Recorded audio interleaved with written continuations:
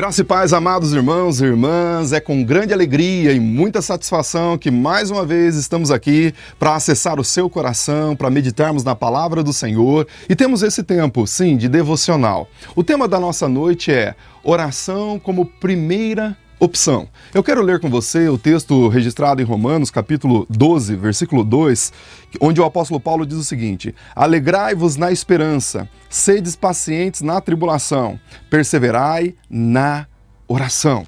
Irmãos, é muito comum ouvirmos pessoas estafadas e às vezes até desesperançadas dizerem o seguinte: agora é só Deus. Normalmente, quando alguém que conhece os princípios da oração e, sobretudo, o poder de Deus, chega a uma conclusão como essa, é porque já tentou todas as possibilidades para a resolução do seu problema. E, a despeito das suas habilidades e destreza, não foi possível resolver esse. Assim surge a famosa frase: agora é só Deus. Sempre que eu ouço isso, fico pensando sobre o que leva alguém a deslocar a oração do lugar de importância primária da sua vida.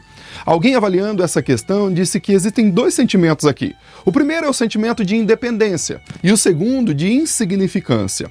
O primeiro deles é acreditar que podemos resolver as nossas questões e problemas na força do nosso braço, como diz Salmo capítulo 20, versículo 7, a parte A. Uns confiam em carros, outros em cavalos.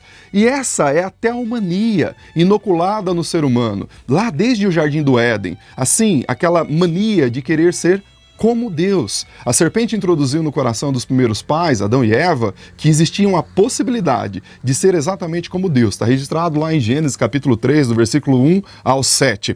A ideia aqui é que, comendo o fruto da árvore do conhecimento do bem e do mal, o ser humano teria o conhecimento irrestrito, como também seria independente assim como Deus. É claro que essa promessa não passava de um engodo por parte de Satanás. Porém, os primeiros pais caíram nesta mentira e só se deram conta depois de desobedecerem a Deus.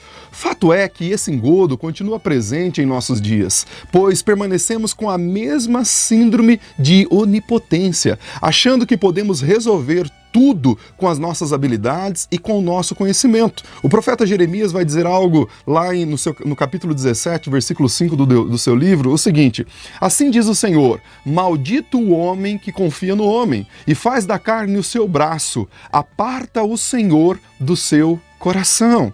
A maldição aqui não é aquela imprecatória, antes é a antítese do bem-aventurado ou do bendito. Assim, lá no mesmo capítulo 17, versículo 7, ele diz: bendito o homem que confia no Senhor e cuja confiança é o Senhor.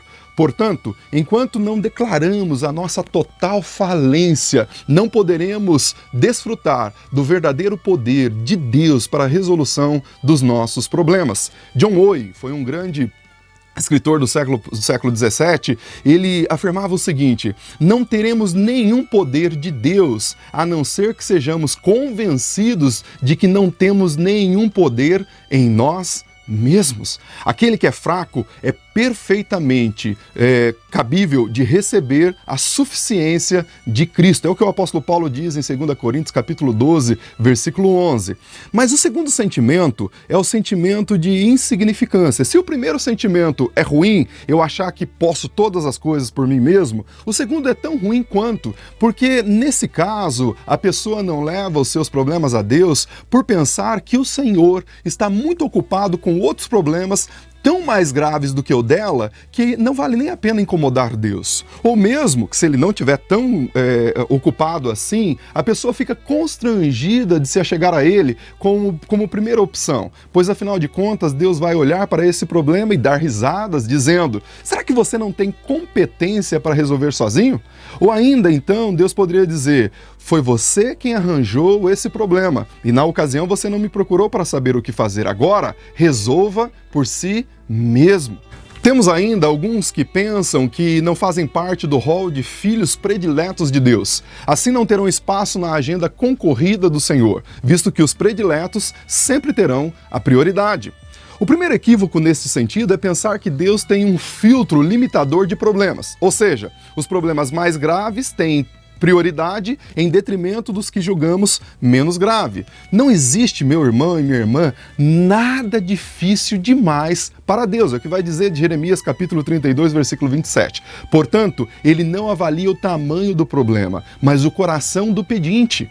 Meus irmãos, é fato que cometemos muitos equívocos em nossas vidas por não procurarmos primeiro a orientação de Deus. Mas fique despreocupado, pois o nosso Deus não se comporta como aquele pai que, ao identificar o erro do filho, com o dedo em riste diz: eu não falei para você? Agora você se vire. Não! O nosso Deus é misericordioso e mesmo quando erramos ou pecamos, Ele tem prazer em ouvir as nossas orações e nos atender. Por isso, não hesite em fazer da oração a sua primeira opção. Outra coisa que também precisa ficar claro é que Deus não tem filhos prediletos. Ele ama todos os seus filhos de maneira equânime. Ele não tem predileção por um em detrimento dos outros. Por isso, fique despreocupado que Ele não te colocará no final da fila para atender às necessidades de algum outro predileto.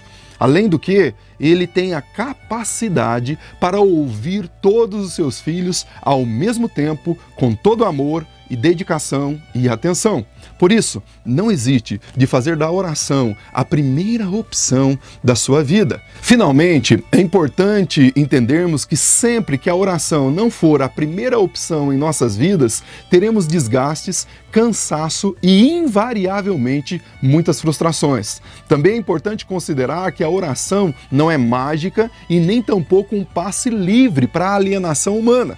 Como diz Miguel de Cervantes, descansar na soberania divina não significa alienação humana. Assim, quando dizemos ore e descanse, significa descansar no Senhor e na confiança que Ele arranjará os meios necessários para a resolução do nosso problema.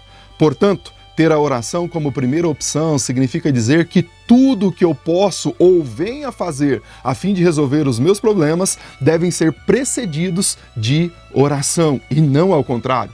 Gosto muito dessa expressão de John Bowne, que é o escritor do Peregrino, que diz o seguinte: eu posso fazer mais do que orar depois de ter orado, mas eu não posso fazer mais do que orar antes que tenha orado.